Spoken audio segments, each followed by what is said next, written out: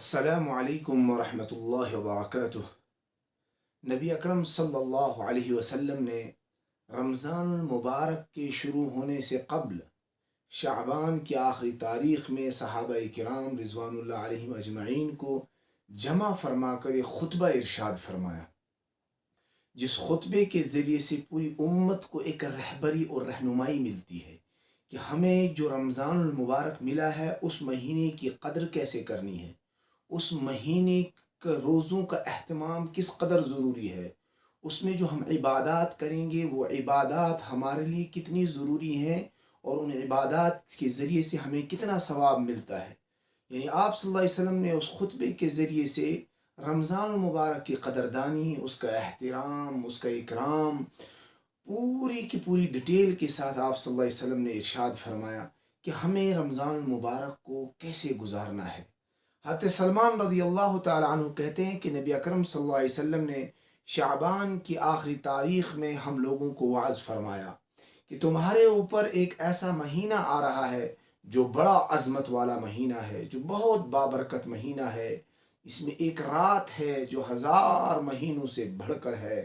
اللہ تعالیٰ نے اس کے روزوں کو فرض فرما دیا ہے اور اس کے رات کے قیام کو یعنی تراویح کو ثواب کی چیز بنایا ہے۔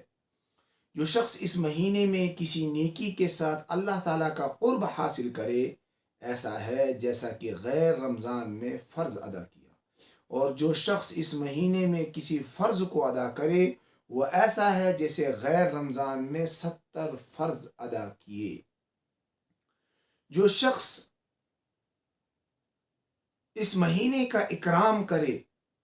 اس کے بعد آپ صلی اللہ علیہ وسلم نے فرمایا یہ مہینہ صبر کا ہے اور صبر کا بدلہ جنت ہے۔ یہ مہینہ لوگوں کے ساتھ غم خواری کرنے کا ہے۔ اس مہینے میں مومن کا رزق بڑھا دیا جاتا ہے۔ جو شخص کسی روزے دار کا روزہ افطار کرائے اس کے لیے گناہوں کے معاف ہونے اور آگ سے خلاصی کا سبب ہوگا۔ روزے دار کے ثواب کی مانند اس کو ثواب ہوگا، مگر اس روزے دار کے ثواب سے کچھ کم نہیں کیا جائے گا۔ صحابہ کرام رضوان اللہ علیہم اجمعین نے عرض کیا، یا رسول اللہ صلی اللہ علیہ وسلم، ہم میں سے ہر شخص تو اتنی وسعت نہیں رکھتا کہ روزے دار کو افطار کرائے۔ تو آپ صلی اللہ علیہ وسلم نے فرمایا، پیٹ بھر کر کھلانے پر یہ موقوف نہیں ہے۔ یہ ثواب تو اللہ جل شانہ ایک کھجور سے کوئی افطار کرا دے، یا ایک گھونٹ پانی پلا دے، یا ایک گھونٹ لسی پلا دے، اس پر بھی مرحمت فرماتے ہیں۔ یہ ایسا مہینہ ہے کہ اس کا اول حصہ اللہ کی رحمت ہے، درمیانی حصہ مغفرت ہے اور آخری حصہ آگ سے آزادی ہے۔ جو شخص اس مہینے کے اندر اپنے غلام اور خادم کے بوجھ کو ہلکا کر دے، رب العالمین اس کی مغفرت فرما دیتے ہیں اور آگ سے آزادی عطا فرما دیتے ہیں۔ اور آپ صلی اللہ علیہ وسلم نے فرمایا 4 چیزوں کی اس رمضان المبارک کے اندر کثرت کرو۔ نمبر 1 یہ کہ کلمہ طیبہ زیادہ سے زیادہ پڑھو، استغفار کی کثرت کرو، اور نمبر 3 اللہ سے جنت کو مانگو، اور نمبر 4 جہنم سے اللہ رب العزت سے پناہ مانگو۔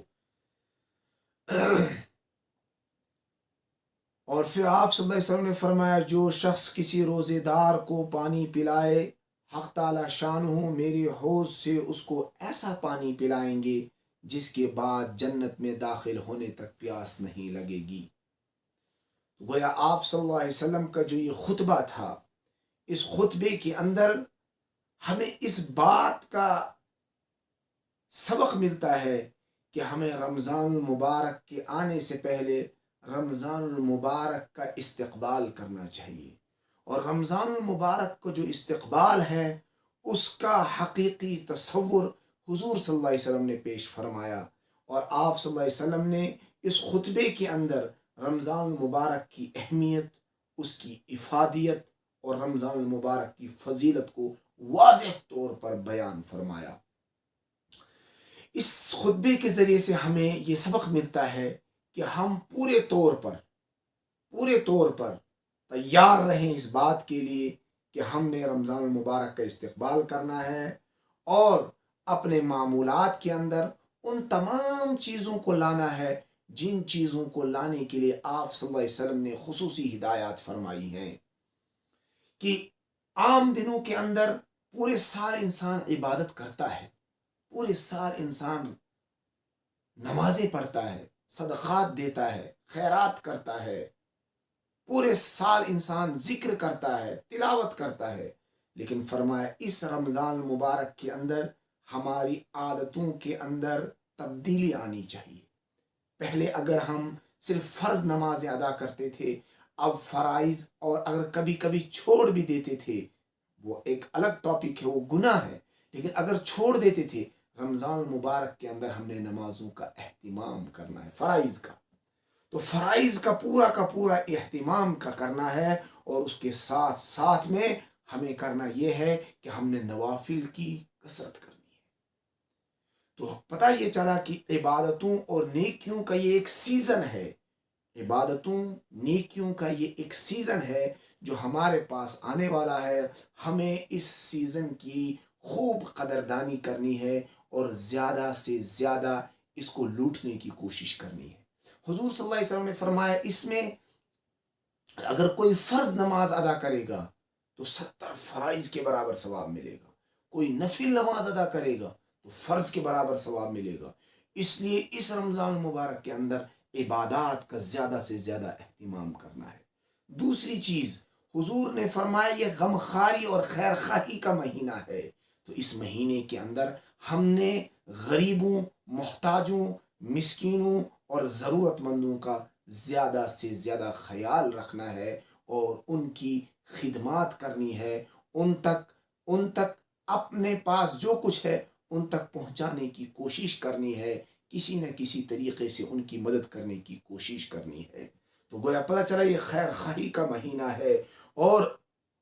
اس خیر خواہی کے لیے ضروری یہ نہیں ہے کہ ہم، آپ صلی اللہ علیہ وسلم نے خطبے کے اندر ارشاد فرمایا کہ ہم روزے دار کا افطار کرائیں،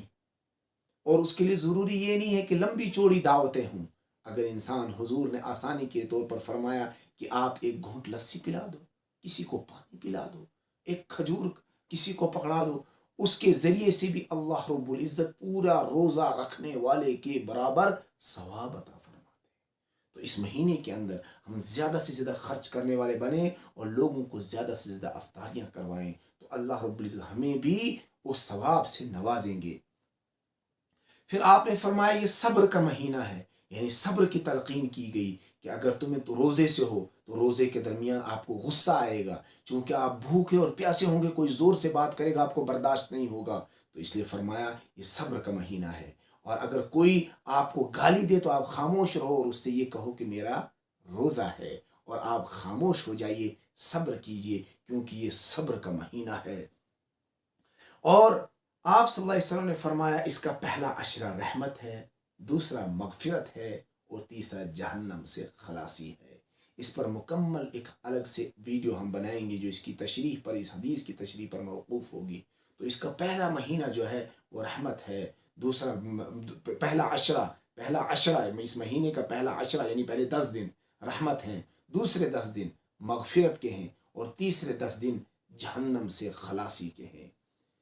اس لیے ہمیں یہ چاہیے کہ ہم اس پورے رمضان مبارک کے اندر اچھے اچھے اعمال کی فکر کریں۔ اس رمضان المبارک کا جو ہمارے پاس رب کی طرف سے آنے والا ایک مہمان ہے، اس کا اکرام کریں، اس کا احترام کریں،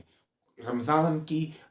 کی بے حرمتی نہ کریں، کھلے طور پر رمضان کے اندر باہر نکل کر نہ کھائیں، بے نمازوں کو کھلا طور پر چھوڑ نہ دیں، گانوں سے، فلموں سے، بری چیزوں سے، بری عادتوں سے اپنے آپ کو دور رکھیں، اور یہ سوچیں کہ یہ رمضان المبارک کا مہینہ ہے۔ اس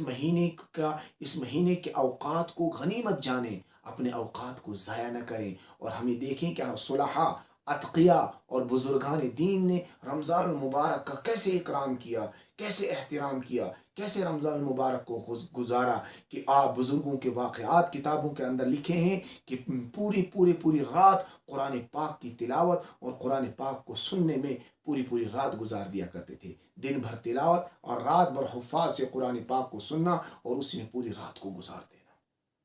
اور ائمہ کے بارے میں ہم نے سنا کہ رات کو بھی ایک قرآن پاک کا مکمل، دن کو بھی ایک قرآن پاک مکمل، اور تراویح کے اندر بھی ایک قرآن پاک مکمل۔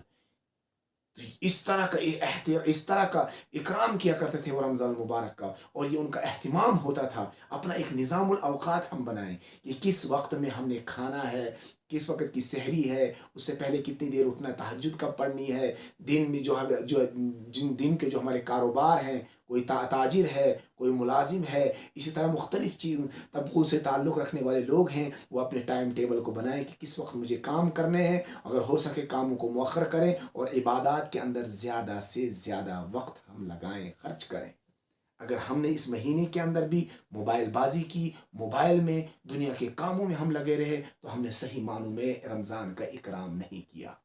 یہی وجہ ہے کہ دیکھنے میں آتا ہے کہ شروع رمضان کے اندر مسجدیں بھری ہوئی ہوتی ہیں، یہاں تک کہ مصلیوں کے لیے جگہیں بھی کم پڑ جاتی ہیں، لیکن جیسے ایک ہفتہ اور 10 دن گزرتا ہے، مصلی کم ہونے شروع ہو جاتے ہیں، نمازی مسجدوں سے غائب ہونے شروع ہو جاتے ہیں۔ وجہ کیا ہے؟ دراصل وجہ یہ ہے کہ ہم نے صحیح معنوں میں رمضان المبارک کی قدر نہیں کی۔ جو حق تھا رمضان المبارک کی قدر کرنے کا، جو رمضان المبارک کو پہچاننے کا حق تھا، اس طرح ہم نے رمضان کو نہ پہچانا، نہ اس طرح ہم نے استقبال کیا رمضان کا، جس کی وجہ سے ہماری مسجدیں ویران ہونی شروع ہو جاتی ہیں۔ حضور صلی اللہ علیہ وسلم نے فرمایا، اگر لوگوں کو معلوم ہو جائے کہ رمضان مبارک کیا چیز ہے، تو میری امت یہ تمنا کرے گی کہ سارا سال رمضان ہی ہو جائے۔ اس لیے پورے شوق کے ساتھ، پورے ذوق کے ساتھ، احترام کے ساتھ ہم رمضان المبارک کا استقبال کریں۔ یہ اللہ کا مہینہ ہے، اور حضور صلی اللہ علیہ وسلم نے فرمایا کہ رب العالمین فرماتا ہے، الصوم لی، روزہ جو ہے میرے لیے ہے، وانا اجزی بھی، اور میں ہی اس کا بدلہ عطا کروں گا۔ یعنی روزہ میرے لیے ہے، میری محبت، میری عشق، میرے شوق، میرے ذوق، مجھے پانے کے لیے، میری محبت کو حاصل کرنے کے لیے لوگ میرے لیے کھانا پینا، جو حلال چیزیں، ان حلال چیزوں کو بھی چھوڑ دیتے ہیں، تو روزہ میرے لیے اور میں ہی اس کا بدلہ عطا کروں گا۔ اب آخر میں اگر ہم نے چند باتوں کا خیال رکھا تو انشاءاللہ ہمارا رمضان صحیح گزر جائے گا اور ہمارے لیے نجات کا ذریعہ بنے گا۔ بہت سارے لوگ رمضان المبارک کے آنے کے بعد پھر رمضان المبارک کی تیاری کرتے ہیں، نہیں، رمضان کے آنے سے پہلے ہی ہم نے اپنی عادتوں کو بدلنا شروع کرنا ہے، نظام الاوقات متعین کرنا ہے، تلاوت کا اہتمام، ذکر کا احترام، نیک بننے کی کوشش کرنی ہے، اپنے گناہوں سے دور رہیں، جتنے ہمارے گناہ ہیں، عادتیں، ان کو چھوڑنا ہے، اور اللہ کے سامنے جھک کر سچی پکی توبہ کے ساتھ رمضان المبارک کا استقبال کرنا ہے، اور رمضان المبارک کے روزوں کا احترام اور تراویح کا اکرام کرنا ہے، قرآن پاک کی خوب تلاوت کرنی ہے۔ چند باتوں کا اگر ہم خیال رکھیں گے تو انشاءاللہ ہمارا رمضان صحیح گزر جائے گا۔ پہلی بات یہ ہے کہ ہم عبادات کا اہتمام کریں، فرائض ہیں ان کو اپنے وقت پر ادا کرنے کی کوشش کریں، اور ساتھ ساتھ میں نماز تراویح کو مکمل پڑھیں، اور جتنی ہماری اور زائد نوافل ہیں، سنتیں ہیں اور نوافل ہیں، ان کو مکمل ادا کریں، اور زائد نوافل بھی خوب پڑھنے کی کوشش کریں۔ ایک بات۔ دوسری بات ہے، تلاوت کا معمول بنائیں کہ پر ڈے مجھے اتنے پارے تلاوت کرنا ہے۔ تیسری چیز یہ ہے کہ ہمیں تسبیحات اور ذکر کے لیے بھی وقت نکالنا ہے۔ چوتھی چیز، دعائیں خوب مانگنی ہے، کیونکہ یہ مہینہ قبولیت کا مہینہ ہے، اس کا ایک ایک لمحہ قبولیت سے بھرا ہوا ہے، اس لیے ہم زیادہ سے زیادہ اس مہینے کے اندر دعائیں مانگیں گے، اللہ سے مانگیں گے، اپنے مسائل کو حل کرائیں گے، ہدایت مانگیں گے، اپنی عادتوں کو بدلنے کے لیے اللہ سے مانگیں گے، اور پھر آگے یہ ہے کہ گناہوں اور نافرمانیوں سے بچنے کی کوشش کریں گے، گناہوں سے پاک رکھیں گے، دور رکھیں گے اپنے آپ کو، پریکٹس کریں گے، گناہوں سے بچنے کی پریکٹس کریں گے۔ اگر کوئی گناہ چھوٹنی ہے، رمضان مبارک ہم پریکٹس کریں، یا بار بار پریکٹس کریں، ہم روزے کی حالت میں ہوں گے، تو انشاءاللہ اس گناہ سے ہم دور ہو جائیں گے، وہ گناہ ہم سے چھوٹ جائے گا۔ اور پھر ایک بات اور یہ ہے کہ ہم استغفار کی کثرت کریں، استغفار خوب پڑھیں، اور پھر ایک بات اور یہ ہے کہ ہم صدقے کا اہتمام کریں، کہ رمضان مبارک کے اندر خوب خرچ کریں، خوب خرچ کریں۔ اور ایک بات کا خیال یہ رکھنا ہے کہ ہم اپنے وقت کو ضائع نہ کریں، یہ بہت مختصر وقت ہے، ایک مہینے کے لیے ہمارے پاس یہ رمضان آیا ہے، مہینہ ختم ہو جائے گا، رمضان ختم۔ یہ جو اس کے اندر اللہ رب العزت کی طرف سے جو ہمیں ثواب کو کہا گیا کہ 70 گنا ثواب بڑھ جاتا ہے، اگر ہم نے اس میں بھی رمضان کے اندر بھی وقت ضائع کیا تو ہم جو ہے بڑے خسارے میں پڑنے والے لوگ ہیں۔ تو اگر ہم نے رمضان کا اکرام کیا تو انشاءاللہ یہ رمضان ہمارے لیے مغفرت کا ذریعہ بنے گا۔ اللہ رب العزت ان باتوں پر ہمیں عمل کے ساتھ رمضان المبارک کی قدردانی کی توفیق عطا فرمائے، اور رمضان کو ان باتوں کے اہتمام کے ساتھ گزارنے کی توفیق عطا فرمائے، ان تمام باتوں پر عمل کی توفیق عطا فرمائے۔